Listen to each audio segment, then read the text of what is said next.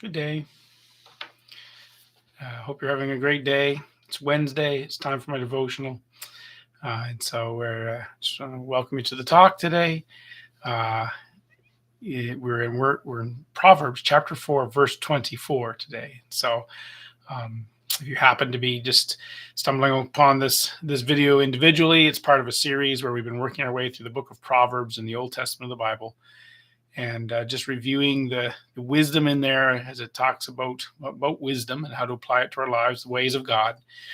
And so we've just been working our way through that one verse at a time. And so today we're in Proverbs chapter 4, verse 24. And so we're just going to look at that. Excuse me.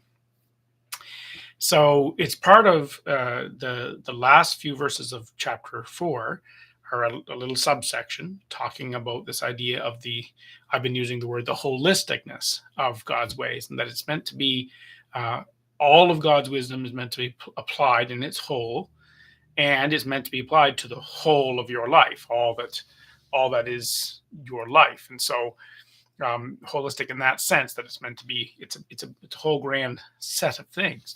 Now you can apply pieces of God's wisdom to pieces of your life and it will have good effect, but the best effect comes when it's embraced in its fullness and penetrates into the fullness of your whole existence in life.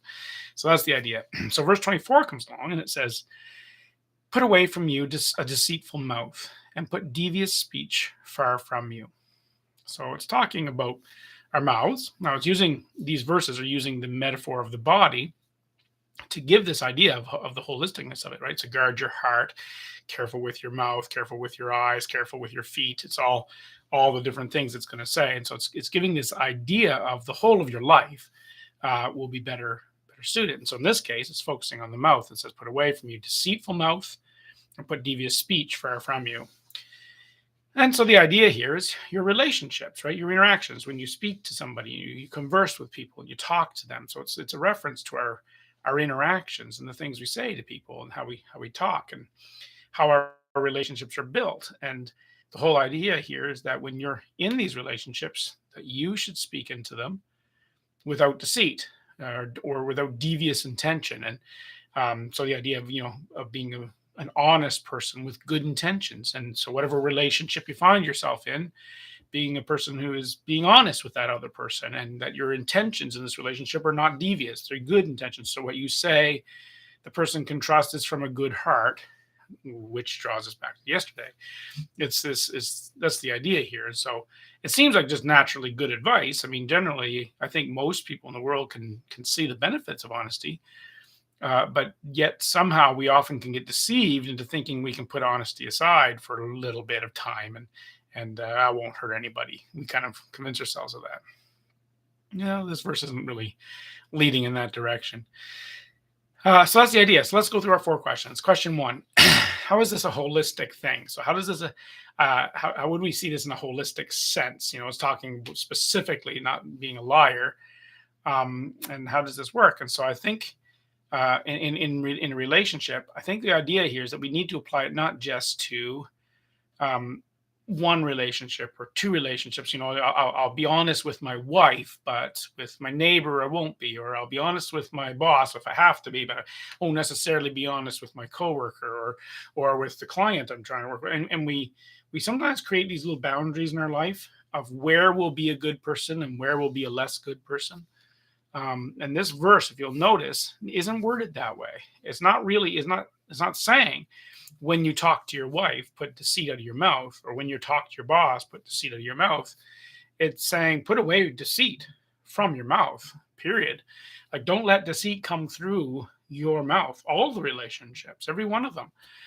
Your mouth is the focus. Your speech is the focus, not the other person in the relationship. Now, I'm suggesting this is talking about relationships because that's what communication is all about. There's always 2 people. There's the one speaking and the other one who's listening, or then speaks and you listen back. But so it's about relationship, but it's from your side of the relationship. It says your mouth. Don't let the deceit come out of it. Doesn't matter which relationship.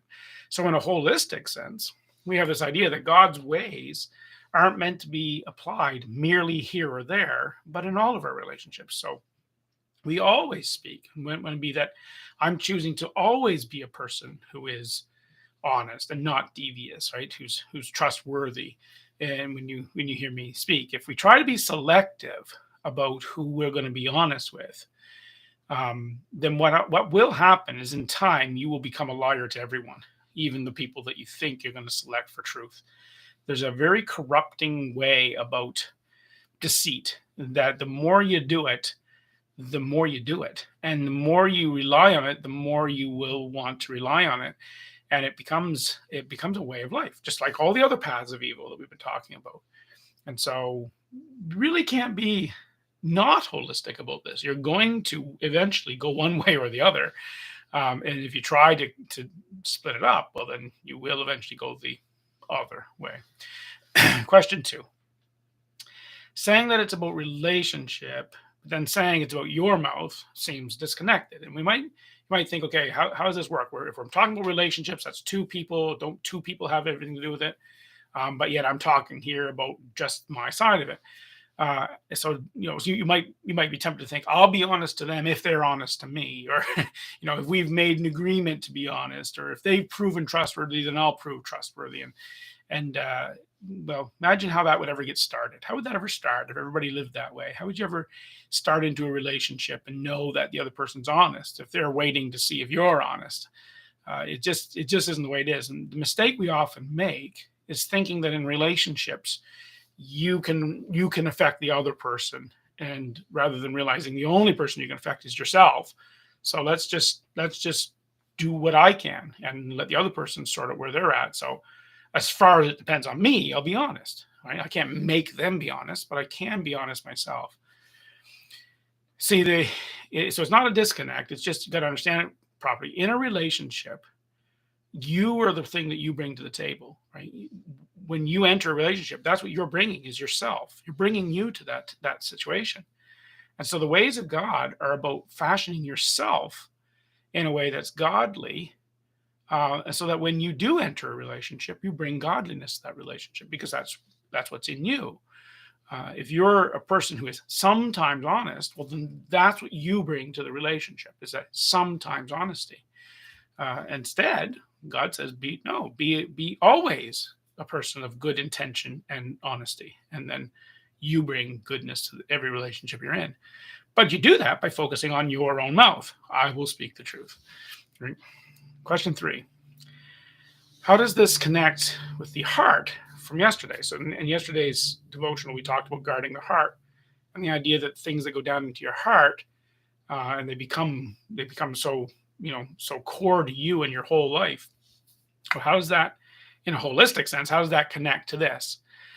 So the Bible teaches us that the heart's so important because from it flows the life, your life, right?